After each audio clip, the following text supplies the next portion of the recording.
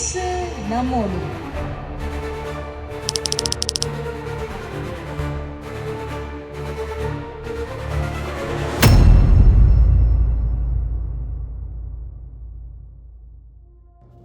ஹல்லேலூயா.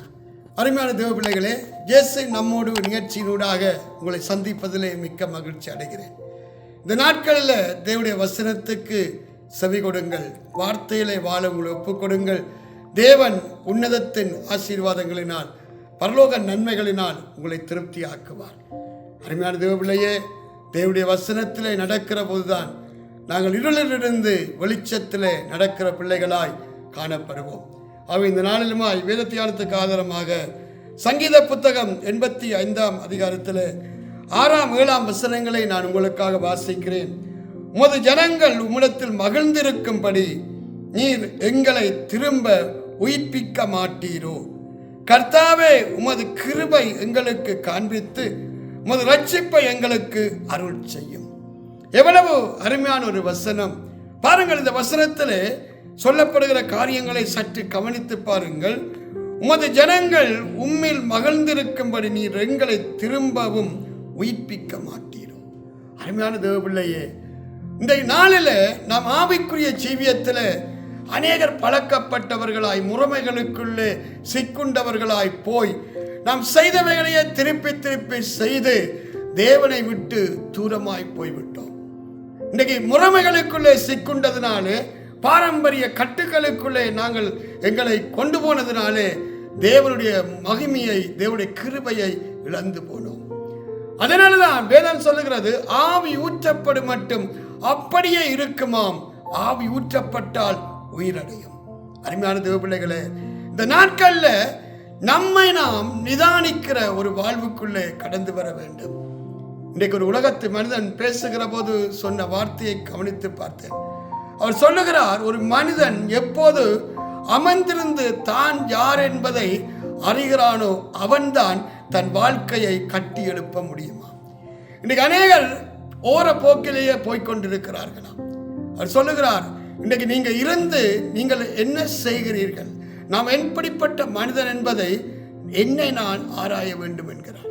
அப்படி ஆராய்ந்து பார்க்கிறவன் தான் தன்னுடைய பிழைகளை சரிப்படுத்தி அவன் ஒரு ஜெயமான, ஒரு பலமான வாழ்க்கைக்குள்ளே கடந்து செல்ல முடியும். அதனால தான் இந்த வசனத்தை நான் பார்க்கிற போது அதை நான் தியானித்தேன். என்னவென்றால், உமது ஜனங்கள் உம்மில் மகிழ்ந்திருக்கும்படி நீர் எங்களை திரும்ப உயிர்ப்பிக்க மாட்டீரோ? இந்த நாட்களில் முன்பிருந்த காரியங்களை நாம் இழந்து போய்விட்டோம். தேவனுடைய கிருபையை, மகிமையை, தேவனுடைய ஆளுமையை, வல்லமையை நாம் இழந்த நிலையில் இருக்கிறோம். அதனாலதான் மறுபடியும் நம்மை உயிர்ப்பிக்கணும். எப்படி தேவன் உயிர்ப்பிக்கிறார்? தேவன் தம்முடைய ஆவியை நம்மேல் ஊற்றி, ஆவியினால் நம்மை நிறைத்து அவர் உயிர்ப்பிக்கிறார். இன்றைக்கு இந்த உயிர் முயற்சியை நாம் வாஞ்சிக்காமல், ஆண்டவரே, என்னுடைய உலர்ந்த எலும்புகள் உயிர் பெறத்தக்கதாய் உம்முடைய ஆவியை ஊற்றி என் வனாந்தர வாழ்க்கை செழிப்பாய் மாறத்தக்கதாய் அனுக்கிரகம் செய்யும் என்று கேட்கிற போது நிச்சயமாகவே தேவன் நம்மை மறுபடியுமாய் உயிர்ப்பிக்கிறவராய், எழுப்பித்து கட்டுகிறவராய் இருக்கிறார். அந்த 2வது வசனத்தை கவனியுங்கள். 7வதை, கர்த்தாவே, உமது கிருபை எங்களுக்கு காண்பித்து உமது ரட்சிப்பை எங்களுக்கு அருள் செய்யும். அருமையான தேவ பிள்ளையே, இன்னைக்கு வாழ்க்கையில ஒரு சமாதானம் இல்லை, சந்தோஷம் இல்லை, தேவனுடைய கரத்தின் கிரியைகளை பார்க்க முடியல, தேவன் எங்களோடு இருக்கிறாரா என்ற ஒரு சந்தேகம், ஒரு போராட்டம் நித்தமும் நம்முடைய வாழ்க்கையில நம்மை மனமடிவாக்குகிறது. தேவனுடைய கரம் நம்முள் இருக்க வேண்டுமானால், தேவனுடைய வார்த்தையிலே நாங்கள் நிலைநிற்க வேண்டுமானால், பரிசுத்த ஆவியுடைய ஆளுமை அவசியம். ஆவியானவர் வந்து எங்களுக்கு முதல் பலம் கொடுப்பார். 2வது, பாவத்தை குறித்து, நீதியை குறித்து, நியாய தீர்ப்பை குறித்து கண்டித்து உணர்த்துவார். இன்றைக்கு ஆவியானவர் இல்லாத போது நம்முடைய வாழ்க்கை என்னவென்றதையே நாங்கள் அறிய முடியாத ஒரு துட்பாட்க நிலைக்குள்ளே கடந்து போய்விடுவோம். அதனாலதான் ஆண்டவராகிய இயேசு கிறிஸ்து சொன்னார், நீங்கள் என்னிடத்திலே கேட்ட வாக்குத்தத்தை நிறைவேறும் வரைக்கும் எருசலேமை விட்டு போகாமல் காத்திருங்கள். இந்த நாட்களில் இழந்ததை மறுபடியும் பெற்றுக்கொள்ள வேண்டுமானால், தேவ பிள்ளைகளே, நாம் தேவ சமூகத்தில் அமர்ந்திருந்து உபவாசம் பண்ணி ஜெபிக்க வேண்டும். தேவன் அப்பொழுதுதான் தம்முடைய ஆவியினால் நம்மை உயிர்ப்பிக்க முடியும். இன்னைக்கு எதை இழந்து விட்டோம் என்றால் சந்தோஷத்தை, சமாதானத்தை அல்ல, ஆசீர்வாதத்தை, மேன்மையை, ஐஸ்வர்யத்தை அல்ல, பரிசுத்த ஆவியானவரை இழந்து விட்டோம். பரிசுத்த ஆவியை இழந்து போனால் நம்முடைய வாழ்க்கையில அந்த சந்தோஷம், சமாதானம், இந்த மேன்மைகள் எல்லாம் கடந்து போய்விடும். சஞ்சலமும் தவிப்புமே நம்முடைய வாழ்வாய் மாறிவிடும். அதனாலதான் இங்கே சங்கீதக்காரன் கதறுகிறதை பாருங்கள். உம்முடைய ஜனங்கள் உம்மில் மகிழ்ந்திருக்கும்படி நீர் எங்களை திரும்ப உயிர்ப்பிக்க மாட்டீரோ? கர்த்தாவே, எமது கிருபை எங்களுக்கு காண்பித்து உமது ரட்சிப்பை எங்களுக்கு அருள் செய்யும். மறுபடியும் எங்களை தூக்கியிடும், எங்களை மீட்டுவிடும். அந்த வசனத்தை கவனியுங்கள். கர்த்தாவே, உமது கிருபையை எங்களுக்கு காண்பித்து உமது ரட்சிப்பை எங்களுக்கு அருள் செய்யும். அருமையான தேவ பிள்ளையே, நம்முடைய ரட்சிப்பின் வஸ்திரம் அசுஸ்திப்பட்டு போனது. அந்த ரட்சிப்பின் வஸ்திரத்தை நாம் இழந்த நிலையில இருக்கிறோம். அதனாலதான் பாடுகள், வேதனைகள், துன்பங்கள், சஞ்சலங்கள், தவிப்புகள், பயங்கள், வியாகுலங்கள், அவவிசுவாசங்கள் நம்மை சூழ்ந்து கொண்டிருக்கிறது. இந்த நாளில எஜமானுடைய பாதத்தில் ஒரு வேலையால் உள்ளத்தோடு நான் அமர்ந்திருந்தால் நிச்சயமாகவே எஜமான் வேலையாளை நடத்த அவர் பாத்திரவானாயிருக்கிறார். இந்த நாள்ல இந்த உள்ளம் நமக்குள்ளே வர வேண்டும்.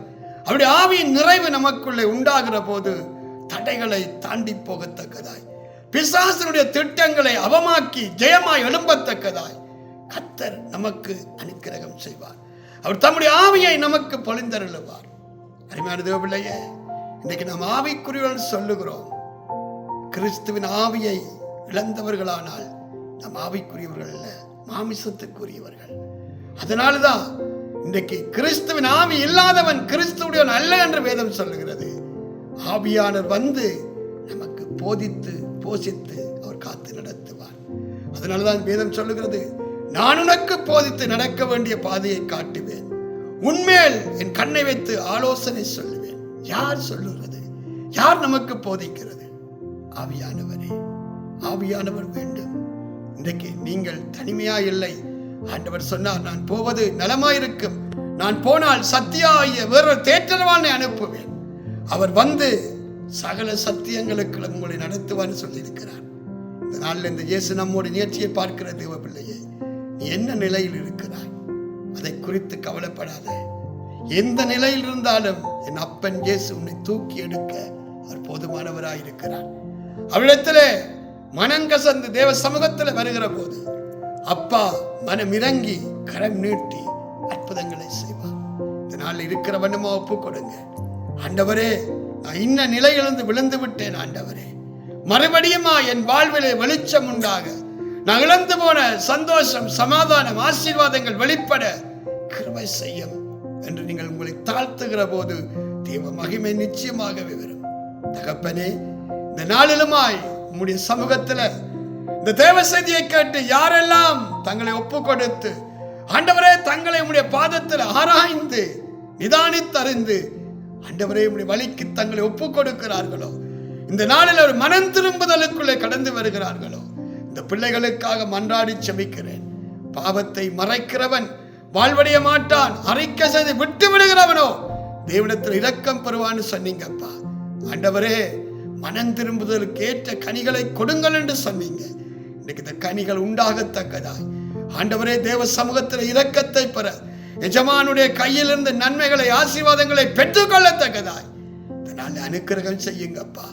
ஆவிக்குரிய கண்கள் திறக்கப்படட்டும், பரலோக நன்மைகள் வெளிப்படட்டும். கர்த்தாவே, இந்த பூமியில கொஞ்ச காலம் உடைய வருகை சமீபமாகிவிட்டது. இந்த நாட்கள் அந்த ரட்சிப்பின் பரலோக மேன்மைகளை இழந்து போகாதபடி முடிவு பரியந்த நிலைநின்று அந்த மேன்மைகளுக்குள்ள பிரவேசிக்கத்தக்கதாய் அனுக்கிரகம் செய்வீராக. இந்த தேவ செய்தி எந்தெந்த வீடுகளில் ஒலிக்கிறதோ, எந்தெந்த பிள்ளைகள் கேட்கிறார்களோ, குடும்பங்களில் பார்க்கிறார்களோ, இந்த குடும்பங்களில் வசன வெளிச்சம் உண்டாவதாக. தேவனுடைய ஆவியோட ஆளுமை வெளிப்படட்டும், மேன்மைகளை காணும்படி செய்யும். இயேசு கிறிஸ்துவின் நாமத்தில் ஜெபிக்கிறோம் எங்கள் ஜீவனுள்ள நல்ல பிதாவே. ஆமேன், ஆமேன். அருமையான தேவ பிள்ளைகளே, தொடர்ந்து எங்கள் ஊழியங்களுக்காக ஜெபம் பண்ணுங்கள். நான் வருகிற வாரத்தில் இலங்கை தேசத்துக்கு ஊழியத்துக்காக கடந்து செல்கிறேன். அந்த ஊழியங்களில் தேவ கரம் இருக்கும்படியாக தயவு செய்து இயேசு நம்முடைய நிகழ்ச்சியை பார்க்கிற பிள்ளைகள் இந்த ஊழியங்களுக்காக, அடியனுக்காக, என்னோட வருகிற டீமுக்காக ஜெபம் பண்ணுங்கள். கர்த்தர் பெரிய காரியங்களை செய்வார். கர்த்தர் தாமே உங்களை ஆசீர்வதிப்பார்.